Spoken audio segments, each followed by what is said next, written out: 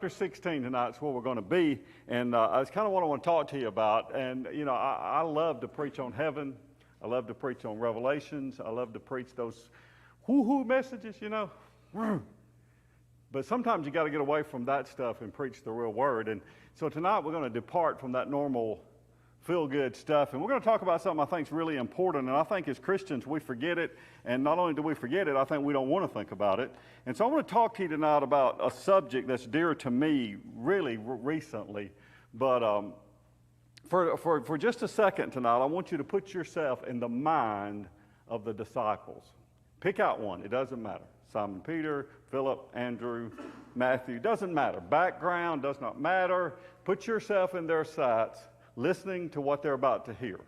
Now, Jesus has been teaching in this passage all day to a big crowd, and then he pulls the disciples aside, just him and the disciples, to discuss with them what he's about to talk to them about.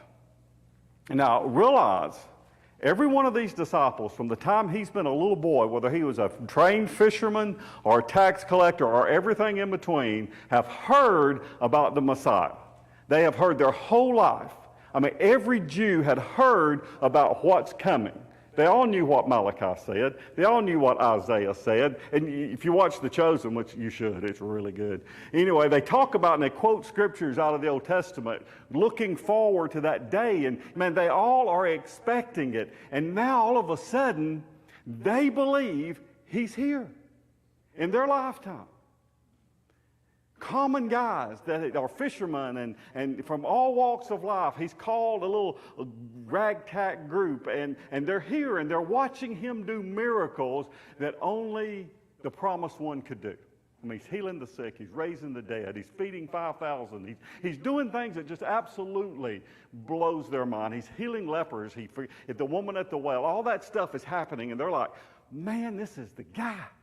This is the one, man. And he's the one. He's the one that's been promised. He's the one that's about to deliver us from Roman oppression. He's about to restore Israel. Man, think about it. Now, you in their mind. This is what they're thinking. I think they're thinking.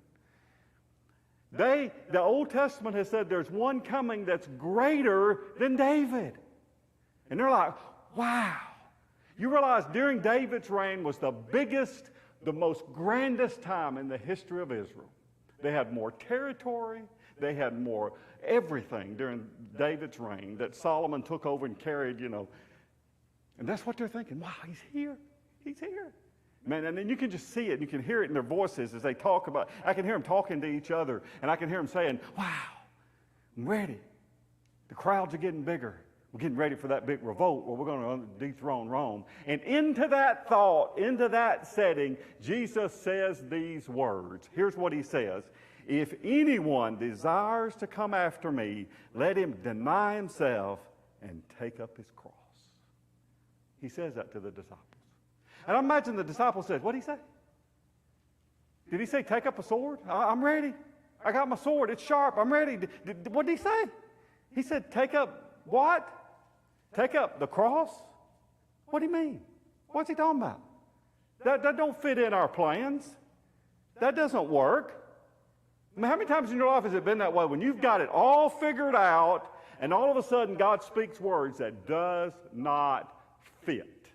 You been there? Well, I have. I can tell you. Some of them weren't a lot of fun. Let's see if this is going to work tonight. I want to give you all a quote by E.M. Mounds. Chris, there we go. Here's what he says. All of God's plans have the mark of the cross on them, and all of his plans have death to self in them. You see, what they didn't understand, and what a lot of times you and I don't understand as believers, is that the cross. What does it mean? You know, what does it mean? We're like the disciples. You know, we want all the stuff that goes with it. We want everything. We're ready to fight. We got our sword. But when Jesus says take up the cross, that kind of throws us a curveball. Now, you got to think about it. Really, you got to think about this thing a little bit. Cross-bearing does not refer to some irritation in life. Rather, it involves the way of the cross. It's a picture of a man already condemned, required to carry his cross on the way to the place of execution as Jesus was required to do. Do you understand when Jesus said, take up your cross, to those disciples that heard him, it was not some emblem that they wore around their neck. It was not some tradition of Christianity. It was not about religious meaning of what Jesus was teaching here. Jesus said something much like this: walk down death road daily with me. Take up your cross wasn't a journey, it was a one-way trip. There was no return ticket. There wasn't a round trip. When you were condemned to the cross, you made one way. You walked the Via Dolorosa, and you died. You see, we don't get that. We don't understand that that's what he's talking about. We don't understand it. We don't understand that when Jesus says, take up your cross, he's not talking about putting on a piece of jewelry or some Christian symbol. He's talking about dying to yourself every single day of your life. Crucifying yourself, your flesh, your desires, so that he can live through you. That's what he's talking about. You see, for us, the cross means for our selfish ambitions and selfish desires and selfish needs are dying daily on that one-way trip to the cross, where we are crucified with Christ. You see, there can't be a resurrection without a death. There can't be a death without a crucifixion. You see, you can't be raised in the newness of life until you die to the oldness of life. You see, I think that one of the greatest tragedies and greatest problems in the American church today is that we think somehow, some way, we could hold on to our other life and reach for the new life and some way or another make that work. It will not work. You've got to die to self and die to the old man so that Christ can be raised in you every single day. That's what he's talking about. So it's a one-way trip. I want God to speak to us tonight, and I'm going to run through a couple of verses and share some stuff that God has shared with me about this. Because I think today, folks, that God is requiring more. I think it's time that we take the next step. And I'm talking about me, Rick, take the next step. It's more, and folks, I really wanted to preach on worship tonight. I really did. Oh, my goodness. Because, folks, I've decided to worship. It's easy to worship when the music's good. Amen? Somebody say, man, it's always good here, man. I'm telling you, but when I was preaching, you'd go in these little churches and the notes were off and everything. You couldn't worship. So, but I'm going to worship. But there's more to it than that. There's another step that God is calling us to that I think if we're not careful, we're missing it. Let's get into this. I want the Holy Spirit to speak to us. And I really want him to speak to us. Look at what he says here in verse 24. Let's kind of dissect these verses and walk through this. He says, Jesus said unto his disciples, if any man desires, come after me. Now, the first thing I want you to understand is it's a choice. There's a choice to be made, okay? God gives you a choice tonight. If you're not a Christian, you have a choice. You can make that choice. You can accept Christ. You can deny Christ. As a free moral agent, you can make that choice. It's cool with God. God doesn't want you to walk away. He wants you to come to him. He says it's not his will that any should perish, but that all come to repentance. He wants you to come, but it's a choice. But let me get you, I want you to understand something that God struck my core this week about, is salvation is a choice, but it's not an option. Let that sink in. It's a choice that I choose Jesus, but it's not an option on what I do after that. I can't go to God and say, I want to be a Christian, but I don't want the cross. I want to be a Christian, but I don't want to die to myself every day. I want to be a Christian, but God says it does not work that way. It's not an option. If you accept Christ, you accept Christ on his terms. Too long we've preached in churches. Too long it's been more about getting people in than the truth. And folks, let me tell you something. The truth is the truth. The gospel is according to the word. Period. It's not an option. It's not a cafeteria where you come in Sunday morning and say, I want to get saved and I think I'll take some of this worship. I'm going to leave off. I don't like that cross stuff, so I'm going to lay that aside. I don't like that blood sacrifice stuff. No! That's what's wrong with us. It's not an option. It's a choice. We come to Christ on his terms. It's a personal choice. I can't make yours, you can't make mine. You make your own choice. And because it's a personal choice, you will answer for the choice you make. I can't answer for you, you won't answer for me. If somebody dies lost, they answer their own choice. But please understand, it's personal. It's you, when the Holy Spirit calls, that makes that choice. And then it's a powerful choice. 2 Corinthians, I love this verse. It says in 2 Corinthians, therefore, if any man is in Christ, he's a new creature. Old things have passed away. Behold, all things become new. Do you remember when you became a new creature? Boy, I do. And folks, let me tell you something. I wasn't a bad person. I really never was a bad person. I never did a lot of the bad stuff. I was going to church. I was going through the motions. But then when I got saved, something radical happened in my life. I can't tell you exactly what happened. I just know something happened. It changed me. It's a powerful move when God moves into your life. But understand there is a choice to be made. You're not saved because your parents were. You're not saved because you're a member of a church. You're not saved because you go through the motions or some religious tradition. You're saved because you come to Christ as a sinner, confessing that He is the only way, believing in the cross, the death, the burial, and the resurrection. That's how you get saved. Folks, I know I sat on the pew for a long time. And if I'd have died, I'd have went to hell because I was lost. The Bible says there's a way that seemeth right unto man, but the end thereof are the ways of death. Man, I was on that path. I know what it's like.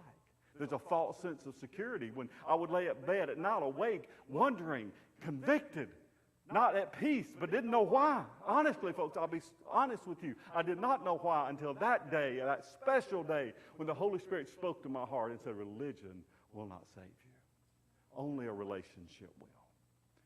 So we see the choice. Jesus says, if. Notice the word if in that passage. That's really important. He says, if you come after me, if anyone desires to come after me, if you choose to follow Christ today, understand where it's going. You see, the disciples didn't understand. They didn't really get it till after the fact. They really didn't get it until Pentecost, I believe. I don't think they really understood it, but every single person that heard these words except one would die a martyr's death for the cause of Christ. They got it. They really got it. I'm not saying you're going to die a martyr's death. I hope you don't. But if you have to, could you? Would you? Let's move further. Then he says, I don't want to read that. Well, I think I skipped something here. All right, he says in verse 24b, let me go to my notes because I don't know where that is on here. I'm lost. Matt, you get me lost. Yeah. All right, here we go. He says, if any man deny himself, if any man come after me, let him deny himself and take up the cross and follow me. So we see the choice. The second thing I want you to understand is once you make that choice, understand there's a call to the cross. There's a call to the cross. Jesus says, if any man, there are three things he says we got to do here. Three things that are incredibly important. Once you're saved, this is once you've accepted Christ, once you've made that choice, once you've come to Christ on His terms, you've surrendered, you've accepted, you're walking. He says, number one, let him deny himself.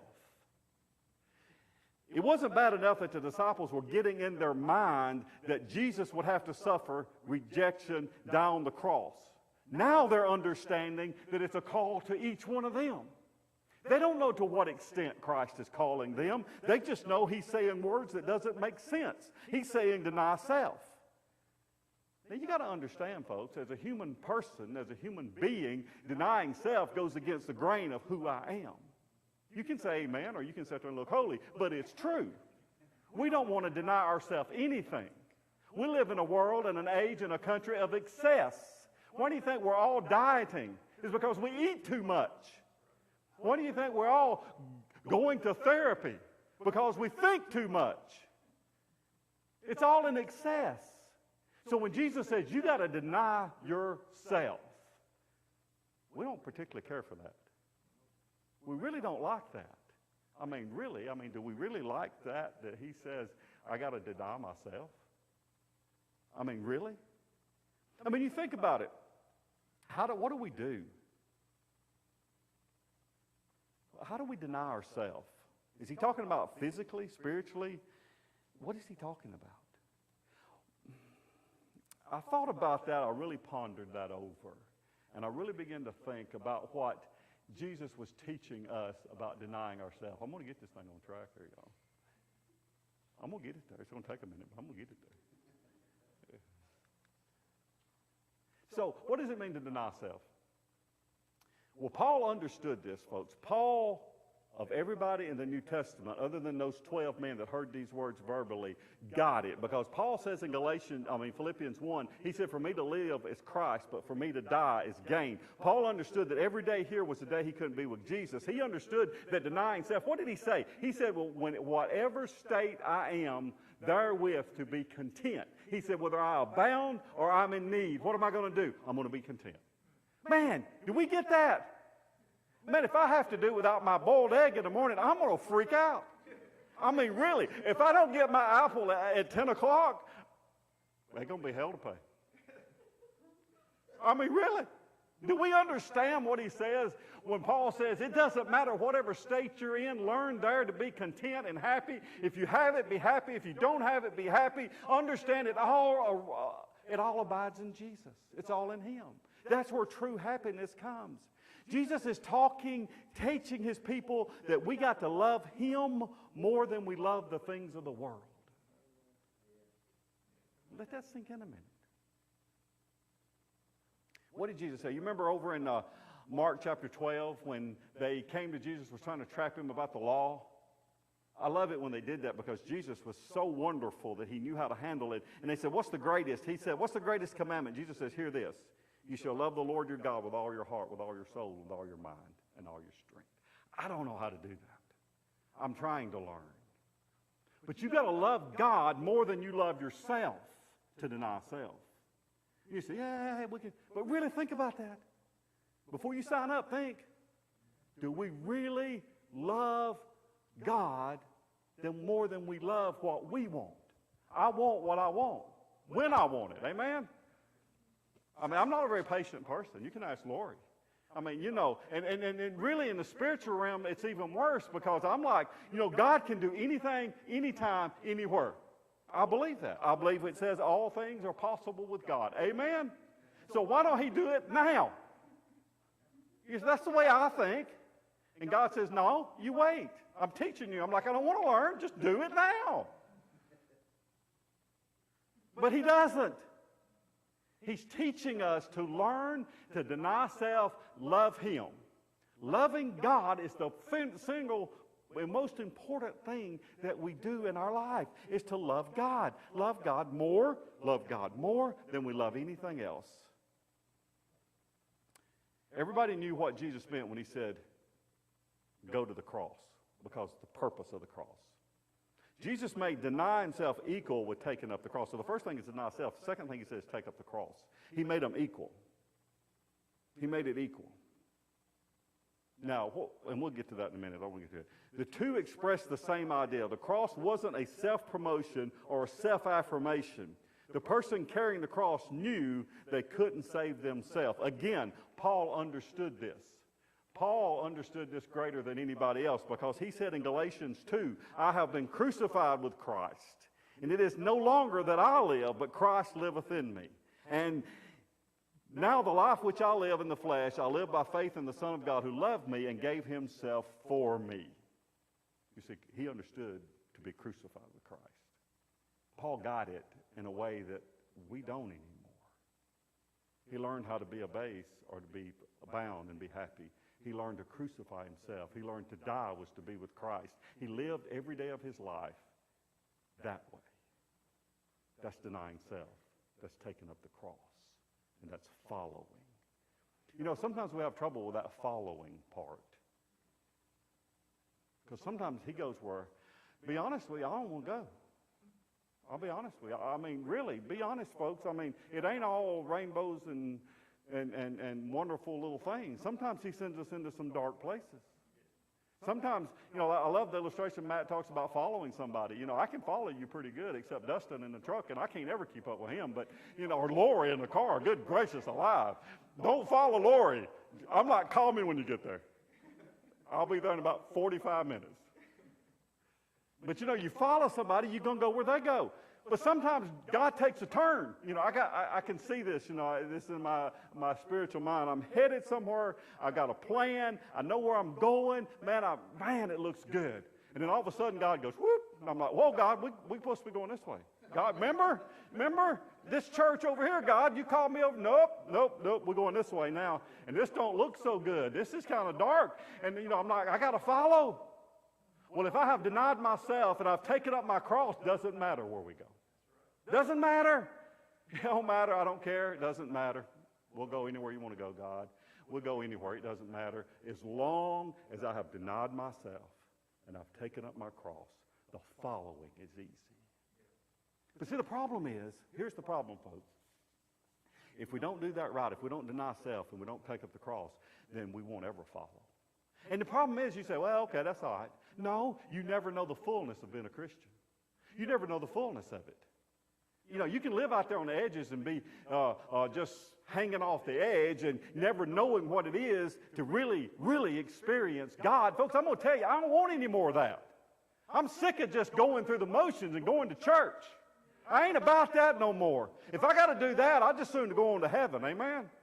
I want to go to places that God has never carried me before. I want to see things I've never seen before. I'm asking God to do some things that I never would have believed him to do before. You know what? Pray those dangerous prayers and see what God does. I'm serious, folks. I want to follow. I want to go wherever he wants to go. Used to, it would scare me to say that. I don't care now. It don't matter. We'll go. God, it don't matter. Lord, you like Africa? Boy, she didn't like that. If it's got a beach, baby, you'll be okay. But you got to follow. Let me move on. I'll stay here all day. And I give up on that. I can't find my place. So anyway, the third thing I want you to see, let's see.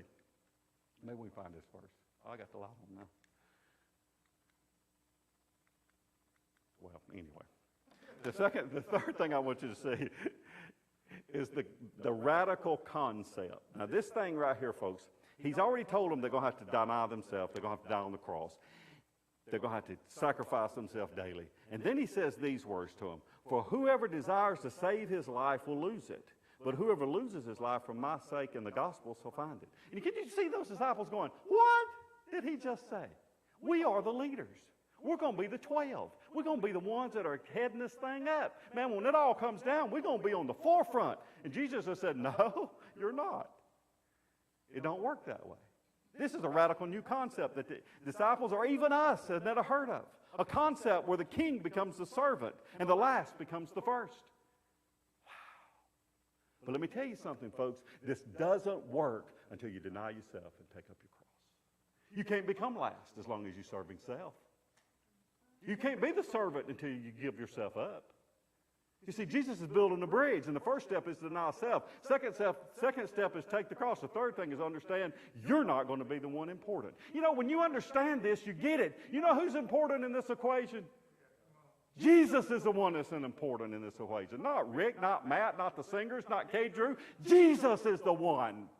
And I can tell you an acid test of what goes on in this church. If it's bearing witness of who Jesus is, then God's in control. If it's about who's doing what, then that man is in control. You see, it's all about Jesus. Jesus said, you got to understand, if I'm the king of the universe and I've been down to wash your feet, then you got to follow that example. Whew, that is a radical concept. There's a paradox here. There's a paradox of the cross. Finding life by losing it. I'm not smart. I'm really not. I went to Wellborn High School. I graduated in like the mid-range of my class. But that's hard to grasp. That's really hard to get. When he says to find something, I've got to lose something. He says you got to give it up. You got to give it up. This sounds strange. You will never know life until you first walk to death with Jesus. Now let that sink in. That's what he's saying here. He's finishing up this death on the cross is what he's still talking about. And he says the way you lose your life is to sacrifice yourself daily on the cross. You're never going to know what it's like. You can't gain resurrection without dying first. When you plant a seed, how many's got a garden this year? Raise your hand. Man, we're going to get no tomatoes this year. God, I'm disappointed. Where's all the farmers? God. I'm not either. I like flowers. I can't grow vegetables. I don't know. But anyway, when you plant that seed, something happens, right? Do you lose that seed? Does that seed go away forever? No, that seed goes in the ground, it's buried, and then what happens is you set free what that seed intended to be. If you keep that seed all the time, what's it going to be? A seed. Is it ever going to produce tomatoes? No. You see, that's what we want to be. We want to stay a seed. And the reason there's so many Christians not producing is we've never died to self. We've never been planted, and we've never experienced the fullness of what God wants us to be. You got to die. That's what he's talking about, losing your life that you can find it. We only begin to live when we understand where the fullness of life is. That's the only place that we really, really get it is when we give ourselves away. You know, be honest with you, folks, I've been in ministry a long time, been saved a long time, God's blessed beyond measure, the places I can't even begin to tell you about. But I never really, truly understood these missionaries. I love them. I praise God for them. And I knew some of them personally, but I never understood how you would just go somewhere. I mean, sure, if it's, Hawaii or somewhere, hey, man. But the one I knew was in Brazil, not in a good place in Brazil. He was in a bad place. They were giving it away. Give it away. You know, what the problem is in our countries, we want to hoard it up, including our life. I want to do what I want to do when I want to do it. I want to be what I want to be. I got a plan for my life. I want to go there. I'm going to accomplish this. I'm going to do this. And that's the way it's going to be. And God says, you got to die first. You got to lose your life in order to find it. You got to give up this life to gain what God has for us. You know, folks, you're going like, wow, that's a pretty high cost. I don't know if I could do that or not. Man, you just don't know what you get in return. You know, if you had I'm getting ahead of myself. If you had everything the world had to offer and didn't have a walk with God, what would it be? That's what he says in the next passage. We see last of all the cost. He says in verse 26, what profit a man if he gains the whole world and loses his own soul? Well, what would a man give in exchange for his own soul? People say, I'm not willing to give it up, Rick. I'm not willing to do that. Jesus says, what's it worth? What's the value of a human soul? What would it profit you if you gained everything this world had to offer, every dollar this world had printed, every house, every land, everything your mind could imagine? You gained all of that and you lost your soul. What would it profit you? For this life is only a blip on the screen of eternity. And what I do here affects there. As a Christian, what I do here and how I serve God reflects what happens in heaven. Jesus says there's a cost. It's a very sobering words Jesus uses here. In this context, he begins to talk about the importance of a person's soul and that it's our most valuable possession. The greatest thing you have is your eternal soul. That's it. And what you do here affects where that goes and what happens to that. You think about Jesus, he had the opportunity to gain all of it without the cross. You say, I want it, but I don't want to go to the cross. I want that walk with Jesus, but I want to die first. Well, Satan came to Jesus. And Satan says to Jesus, he took him up into a high place and showed him in an instant all the kingdoms of the world. And he said to him, I will give you all authority and splendor that has been given to me. And I can give it to anyone I want to. If you worship me, it'll all be yours. See, Jesus could have got it. He could have been king of the world without going to the cross. But he understood there had to be a death for him to be the real Savior of the world. You see, folks, Satan will come to you and say, you can have your church over here in this little box. You can go to church on Sunday and Wednesday, and you can live your life nice and neat, and then you can come over here at work, and you can just act any way you want to, and you can go home and treat your spouse any way you want to, and you can talk to your kids. You got your church. It's in a little box over here. And you think you can live that way. You think you can. You think you can keep God confined to Sunday mornings and Wednesday nights and maybe a life group every now and then. You keep him contained so that he don't affect the rest of my life. Because I want to go out and do what I want to do and the way I want to do it, and talk the way I want to talk and act the way I want to act. And God says it doesn't work that way. You either die to yourself or you don't have a relationship with God. You either live this 24/7 every single day or you're not walking in fellowship with God. That's what he's teaching us here.